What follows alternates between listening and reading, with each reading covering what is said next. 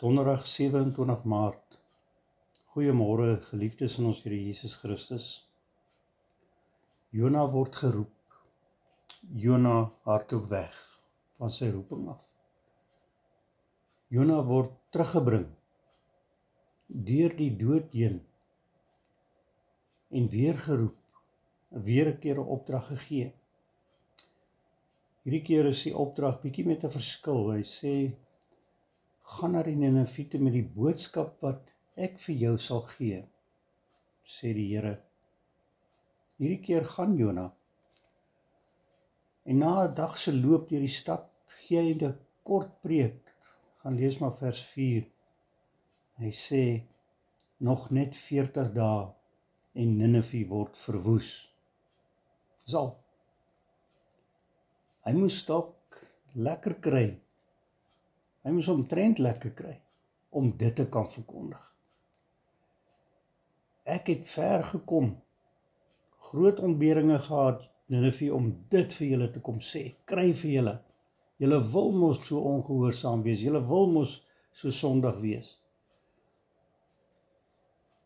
En teen Jonas se verwagting in, gebeur daar 'n groot ding, 'n massa bekering vind plaas. Maar verder teen Jonas se verwagting in, verander God van plan. Hy verander sy oordeel in seën. Mens hoor dit ook in Jeremia 18 vers 7 en 8, waar die Here sê, een oomblik kondig ek aan dat ek 'n nasie sal uitroei, maar wanneer die nasie hom bekeer, sien ek af van die straf. Mense reageer groot op Jona se preek. Hulle trek rouklere aan, hulle roep 'n vasdag uit. Hy het nie eens nodig om verder in die stad in te gaan nie. Die stad het berou. En God sien af van sy plan om hulle te vernietig. In vers 10 staan daar, toe God sien wat hulle doen en hoe hulle bekeer, het hy afgesien van die ramp wat hy gesê het hy oor hulle sal bring. Hieruit wil ek 2 sake beklemtoon. Eerstens, moet God nie onderskat nie. Hy gebruik selfs die bietjie wat ek en jy gee, om groot dinge te bereik. Moenie daaraan twyfel nie. In die Nuwe Testament vermeerder Christus die paar visies en broodjies, die opoffering van 'n kind, om 'n hele skare te voed. In Jonas se geval, om 'n hele volk te red. 'n Paar woorde. Ons moet net gewillig wees. Ons moet net gehoorsaam wees om dit te doen waarvoor God ons geroep het.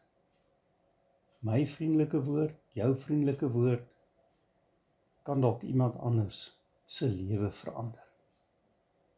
Ons goeie daad kan dalk 'n wêreld verander. Tweedens, God se liefde is groot. Sy vergifnis, sy genade, sluit ook die slegte Nineviete in. God sluit ook vir my en vir jou daarbey in. Dit is waarvoor Christus gelei het. Dit is waarvoor Christus gesterf het.